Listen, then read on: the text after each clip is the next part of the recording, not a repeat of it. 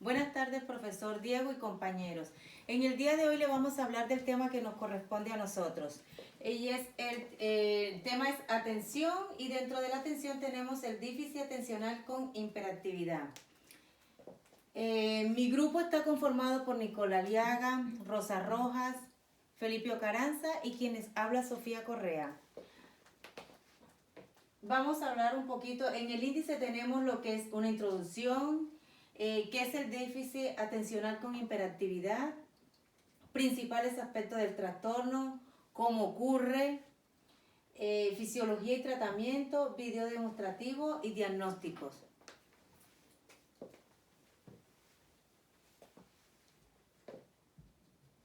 Vamos a hablar un poquito ahora de lo que es la atención. Entonces podemos decir que la atención es un conjunto de procesos neurológicos que permiten enfocar la conciencia sobre una parte relevante de los estímulos del medio e inhibir estímulos distractores.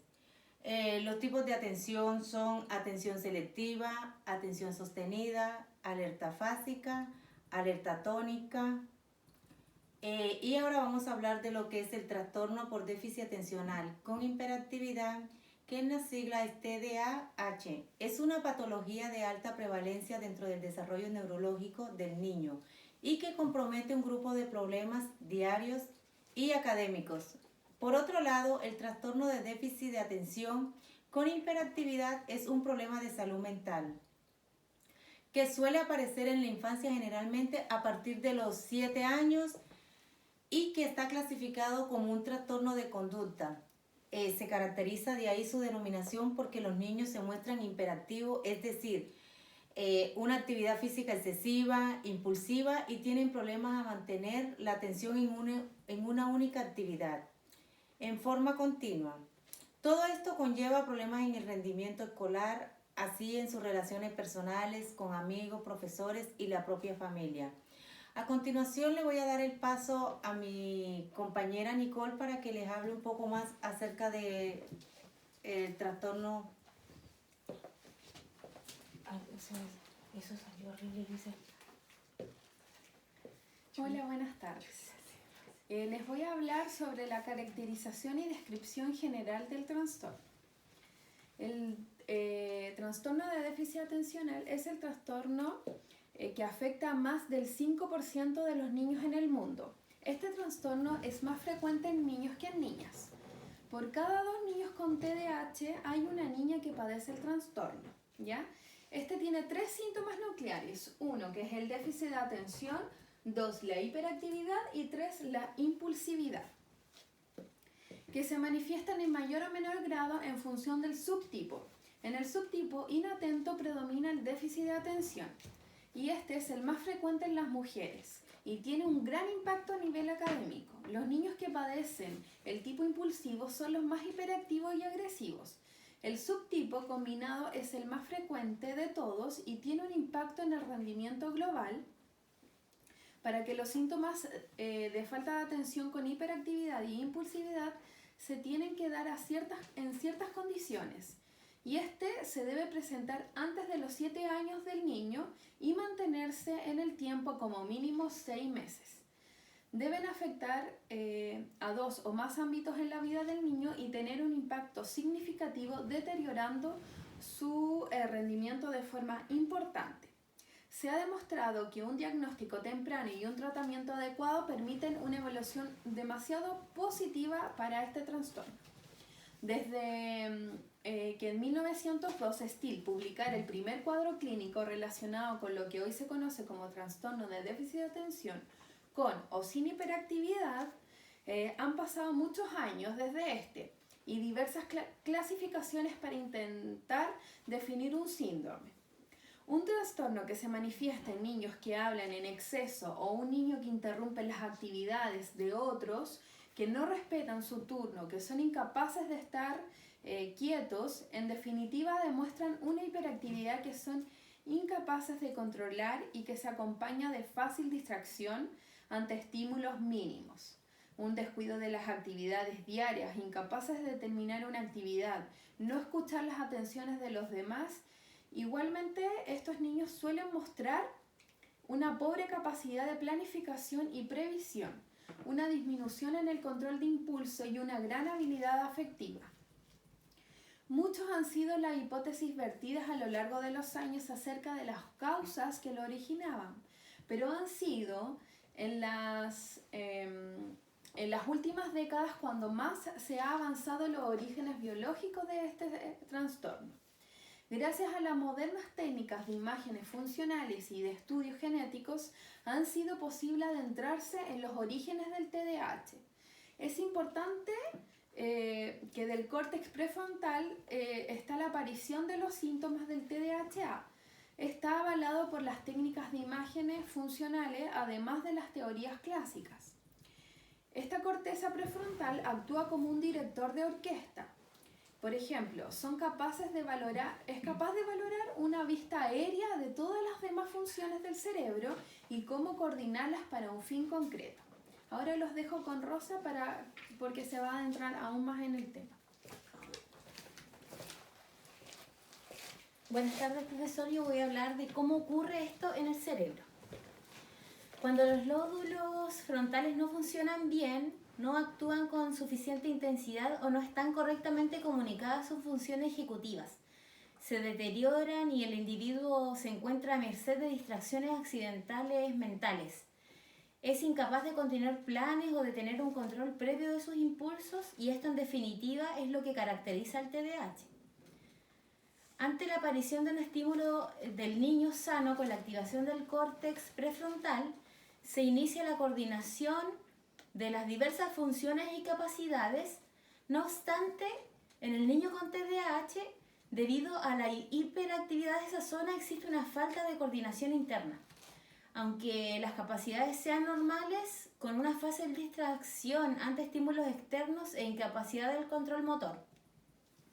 Esta situación me recuerda a una gran orquesta sinfónica. Si bien la orquesta está compuesta por experimentados profesores y por magníficos instrumentos, cuando cada uno afina su aire, lo único que puede percibirse es como una amalgama de sonidos inconexos. Y es que la labor del director de orquesta es fundamental para llevar el ritmo y mostrar prioridades en cada momento. Coordinar la entrada de cada uno y la intensidad y el matiz de los sonidos para rectificar, ajustar y planificar. Gracias a esta función ejecutiva se consigue que cada uno de los músicos brille al máximo dentro de un trabajo en equipo. La responsabilidad de que suene esta gran orquesta es en gran parte de su director. Igualmente, de cómo se active o module el córtex prefrontal dependerá del rendimiento de la orquesta que presente el encéfalo. Al igual que diferentes formas de afrontar la partitura y modular a la orquesta da lugar a una muy variada versión de una misma sinfonía de cómo funciona el director de orquesta del encéfalo del niño. En cada momento dependerá su rendimiento, su capacidad de seleccionar su atención y de controlar su actividad motora y su impulsividad.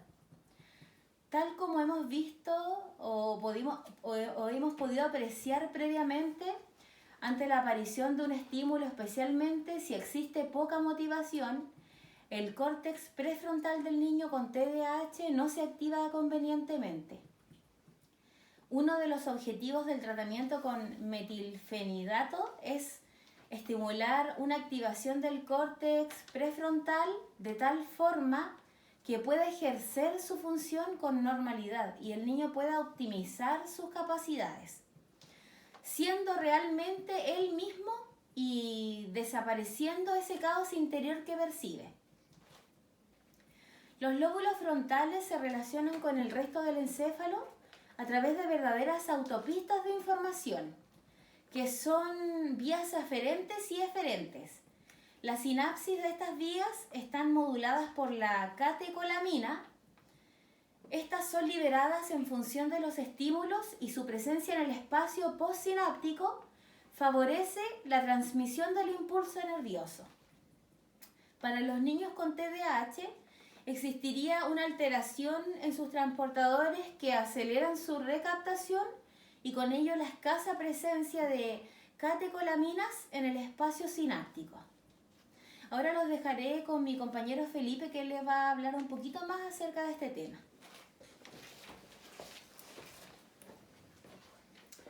Buenas tardes. Voy a hablar de la fisiología.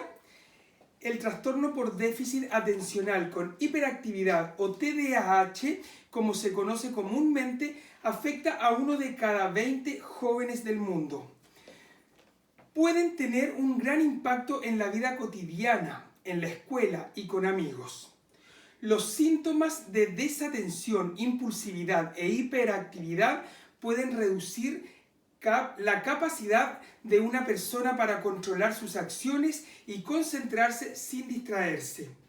Algunas personas han expresado escepticismo con el tratamiento del trastorno, pero las imágenes cerebrales han mostrado que los síntomas con TDAH están asociadas con una serie de anomalías en el desarrollo y funcionamiento de algunas zonas del cerebro.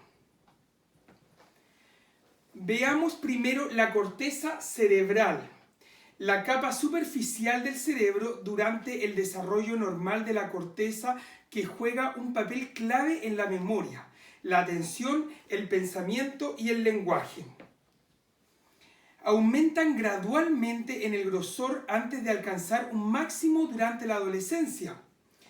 Los escáneres muestran que en niños con TDAH la corteza se desarrolla en general más despacio, especialmente en las regiones de los lóbulos prefrontal y temporal, los cuales son importantes para la memoria y controlar la conducta.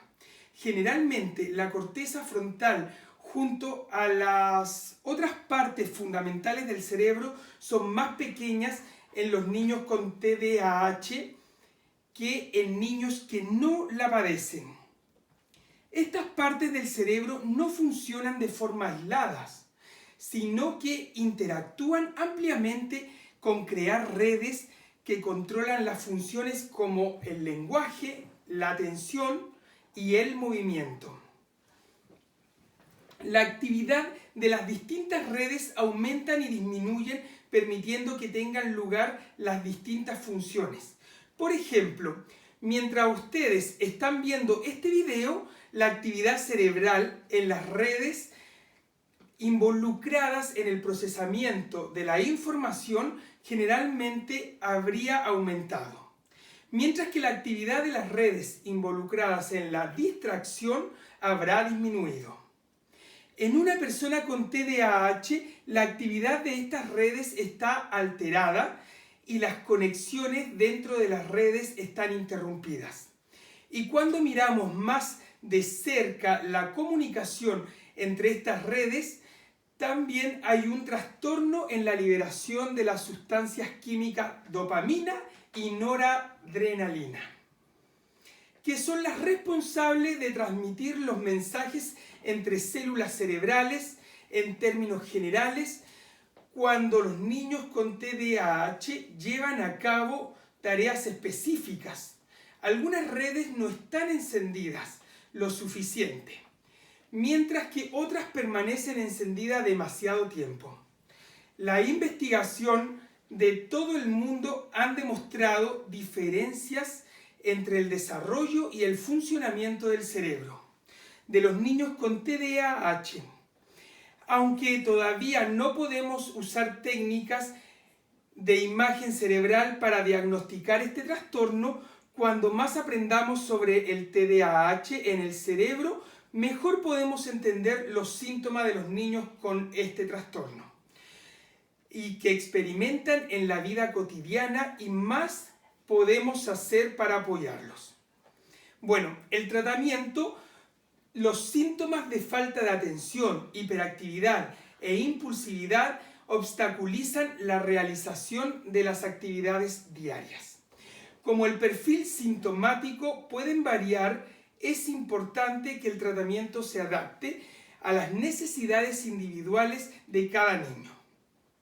La combinación del tratamiento psicosocial y farmacológico puede ser necesaria, Se han realizado investigaciones científicas para determinar los efectos de los tratamientos sobre el cerebro del paciente con TDAH, que han comprobado que los medicamentos para este trastorno actúan sobre las funciones de ciertas sustancias químicas naturales del cerebro. En particular, la dopamina y la noradrenalina, que son compuestos que transmiten mensajes entre las neuronas. Estas sustancias químicas son muy importantes para que el cerebro funcione con normalidad en términos de movimiento, atención, aprendizaje y activación. Las pruebas sugieren que los sistemas que controlan la concentración de estos compuestos químicos están alterados en el TDAH y que falta de atención, hiperactividad e impulsividad se cree que los medicamentos para el TDAH actúan sobre estos sistemas para estimular la comunicación química entre las células nerviosas del cerebro. Por ejemplo, se ha señalado que podrían reducir la jornada de la dopamina, que podría ocasionar la mejoría de los síntomas nucleares del TDAH. Estimular la comunicación química de esta manera podría mejorar la conexión de las redes más amplias de las células nerviosas. Hay estudios de neuroimagen que indican que el medicamento para el TDAH actúan sobre las redes cerebrales que afectan a la atención y la inhibición de la conducta impulsiva. Junto con estos efectos, se ha observado con el tiempo el uso de estimulantes que también ayudan a normalizar el tamaño de las estructuras cerebrales, que por lo general son más pequeñas en los niños con este trastorno que en los que padecen de este otro trastorno. Estas estructuras intervienen en procesos como la memoria, la atención, el pensamiento, el lenguaje. También con los tratamientos psicosociales se han observado algunos cambios cerebrales, estructurales y funcionales. Y aunque los cambios son limitados, como ocurre con todos los medicamentos del TDAH, pueden producir efectos secundarios. Es importante usar la medicación como lo indica el médico y tener un plan definido. Esperar para hablar de los efectos secundarios y nombrarlos uno por uno para vigilar y controlar los efectos secundarios de este.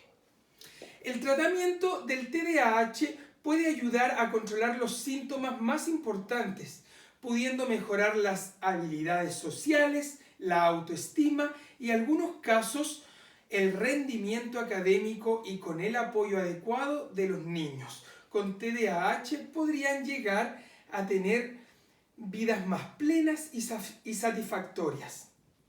Comprender los efectos del tratamiento sobre el cerebro y por qué varía de un niño a otro podría contribuir a mejorar las opciones de tratamiento para prestar mejor ayuda a todas las personas con TDAH. Bueno, mi compañera Nicole les va a hablar de cómo se diagnostica el TDAH en...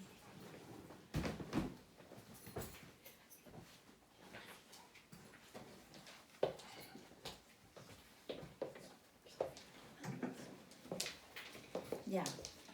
Bueno, ¿cómo se diagnostica el TDAH? El TDAH se diagnostica por un psiquiatra infanto-juvenil, neuropediatra o pediatra de atención primaria, con formación y experiencia en este campo. El diagnóstico se realiza basándose en los criterios del DSM-5 o de la CIE-10, pero por lo general son del DSM-5.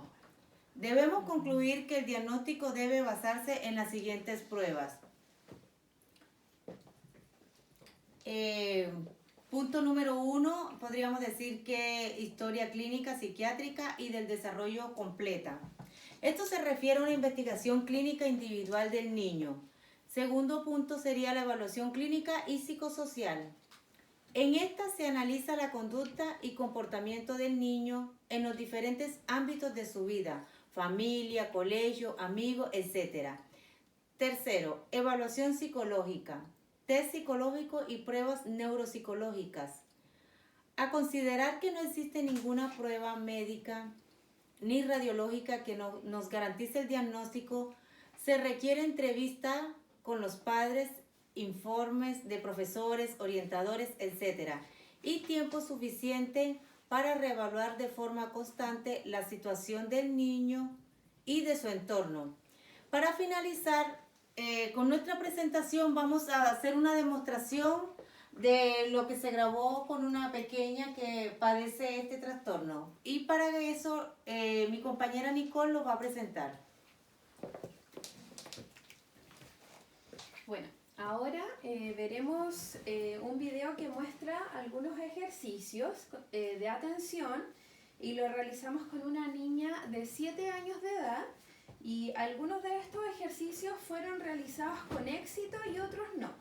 Así que ahora vamos a ver la demostración. Estaba aburriendo la película. ¿Por qué sin poder moderarse, Paula, tú me llevas a la aldea? ¿Y por qué me odia tanto ese tigre? ¿Me conoce? Porque parece que me conoce. ¿Qué? ¿Nos inclinamos ante el búfalo ahora? Escúchame, este no es un juego. Corre, hacia el barranco. ¿De qué estás hablando? Ve hacia el norte, donde el cielo reluce de noche. Te veré en ese camino. Bagheera, no voy a dar ni un paso más.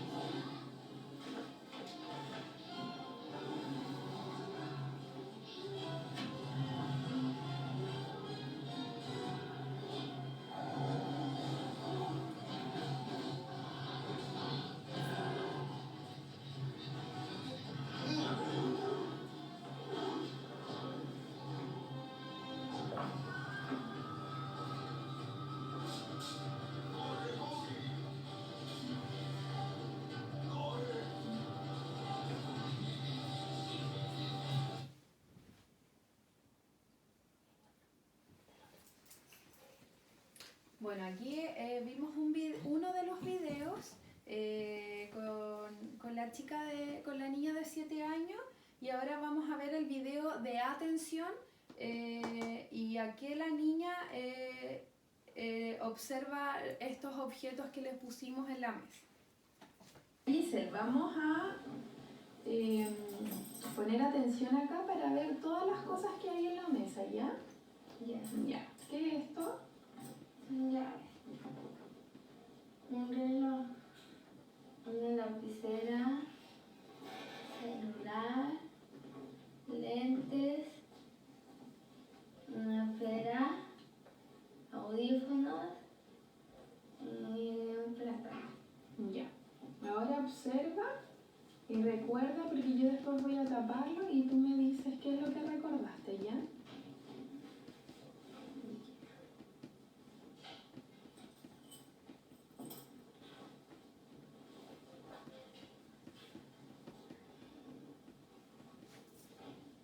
¿Ya?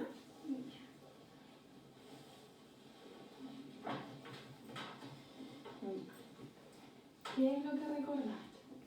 Anda nombrándome. Un celular y una fruta. ¿Ya? ¿Y eso más? Es que no me acuerdo de nada. ¿No te acuerdas? ¿No? No, Ya. estoy aburrida. Ya, de eso no te acuerdas. Sí. ¿Sí? Ya. Bueno, aquí ha finalizado nuestro trabajo y llamo adelante a mis compañeros Felipe Caranza, Rosa Rojas y Sofía Correa.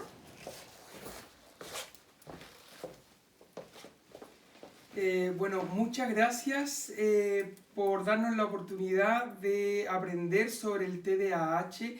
en base al trabajo que nos correspondió realizar. La investigación que hicimos nos favoreció mucho al indagar sobre este trastorno. Muchas gracias.